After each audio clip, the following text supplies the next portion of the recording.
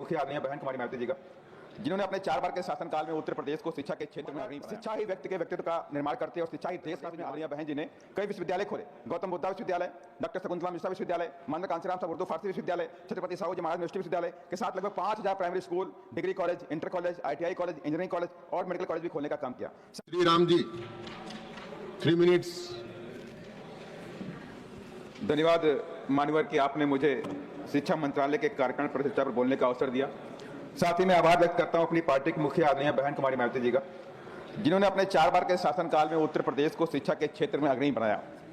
और साथ ही मैं नमन करूंगा सामाजिक परिवर्तन और शिक्षा के महानायक महात्मा ज्योतिबा फूले और भारत रत्न बाबा साहब डॉक्टर अम्बेडकर को। मानवर शिक्षा ही व्यक्ति के व्यक्तित्व का निर्माण करती है और शिक्षा ही देश का भी निर्माण करती है। मानवर बहुजन महापुरुषों में महात्मा फूले का बड़ा योगदान शिक्षा के लिए है। देश में लड़कियों और दलितों के लिए 1848 और 1852 में स्कूल खोले और 1882 में हंटर कमीशन के सामने मांग करी free education for all in India. वहीं बाबा साहब डॉक्टर अम्बेडकर ने भी 20 जून 1946 को से बात नहीं करें, सुने सोसाइटी बनाकर के Siddharth college arts commerce science Mumbai में खोलने का काम किया और अपने उपदेशों में कहा भी एजुकेट योरसेल्फ। बाबा साहब और महात्मा फूले की विचारधारा पर चलकर उत्तर प्रदेश में आदरणीय बहन जी ने कई विश्वविद्यालय खोले। गौतम बुद्ध विश्वविद्यालय, डॉक्टर शकुंतला मिश्रा विश्वविद्यालय, मानव कांचीराम साहब उर्दू फारसी विश्वविद्यालय, छत्रपति साहू जी महाराज यूनिवर्सिटी विश्वविद्यालय के साथ लगभग 5000 primary school, degree college, inter college, ITI college, engineering college और मेडिकल कॉलेज भी खोलने का काम किया। साथ ही गरीब बच्चों को 0 फीस पर एडमिशन का आदेश देकर सुनिश्चित भी किया। आज तक देश में उत्तर प्रदेश पहला राज्य बना जहां पर 0 फीस पर एडमिशन गरीब बच्चों को दिए गए। मानवर इसके साथ ही स्कॉलरशिप और फेलोशिप जो कि कई महीनों आज नहीं मिल रही है नई शिक्षा नीति में, वो टाइम पर उनको मिलने का काम किया। यहाँ तक कि बच्चों की शिक्षा के प्रोत्साहित करने के लिए माता सावित्रीबाई फूले शिक्षा मदद योजना शुरू किया।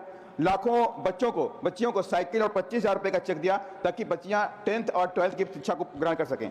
मानवर आज सरकार की शिक्षा नीति में देश का गरीब बच्चा शिक्षा से महरूम हो रहा है। सरकारी स्कूलों में शिक्षा का स्तर काफी गिरा हुआ है। शिक्षक स्कूल जाते ही नहीं, सिर्फ सैलरी लेने जाते हैं। अभी हाल ही में एक न्यूज आई कि मध्य प्रदेश की शिक्षिका विदेश में रह रही थी लेकिन उस सैलरी ले रही थी अपने सरकारी डिपार्टमेंट से। माननीय मैं सरकार से कहना चाहता हूं आपके माध्यम से, स्कूलों में परफॉर्मेंस बेस्ड प्रमोशन शिक्षकों का तय करना चाहिए। अगर आपकी परफॉर्मेंस नहीं है स्कूल के चाहिए तो आपका प्रमोशन नहीं होना चाहिए।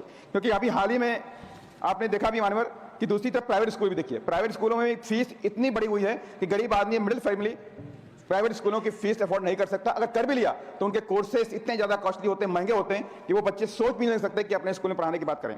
महोदय मानवर, आपके देश के अंदर हम बात कर रहे हैं 1 नेशन 1 इलेक्शन होना चाहिए। बात हमने ये भी कर ली कि 1 नेशन 1 टैक्स भी हो गया, अच्छी बात है। लेकिन इसी देश के अंदर 1 नेशन 1 एजुकेशन सिस्टम क्यों नहीं हो सकता?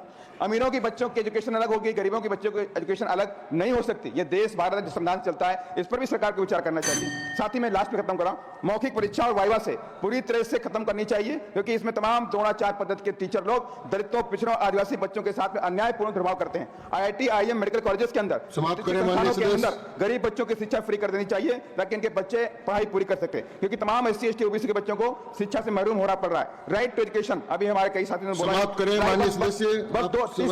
मानव 30 सेकंड। राइट टू एजुकेशन को सरकार को कड़ाई से पालन करना चाहिए ताकि देश में गरीबों के बच्चे भी वहां पढ़ सकें। देश में पॉपुलेशन के हिसाब से स्कूल, कॉलेज, यूनिवर्सिटी भी खोलने की जरूरत है। मानवर मैं लास्ट में एक बात और कहूंगा, ऑनलाइन एजुकेशन का चलन चल रहा है, लेकिन ऑनलाइन एजुकेशन भी बच्चों के लिए बहुत खतरा है कि बच्चे ऑनलाइन बहुत सारी वो चीजें देख लेते हैं जो उनको उस उम्र में नहीं देखना चाहिए। इसको भी देख के सरकार को कोई ना कोई पॉलिसी होनी चाहिए। साथ ही मैं लास्ट में एक बात करना चाहूंगा, लास्ट में बात कर खत्म करना चाहूंगा, सरकार को शिक्षा मेला या शिक्षा का महाकुंभ की व्यवस्था भी करनी चाहिए ताकि इस देश के नौजवान शिक्षित होकर के उस महाकुंभ में जाए, अपने शिक्षा को ग्रहण करें। संजय कुमार झा समाप्त हुआ। श्री संजय कुमार झा। सभापति महोदय।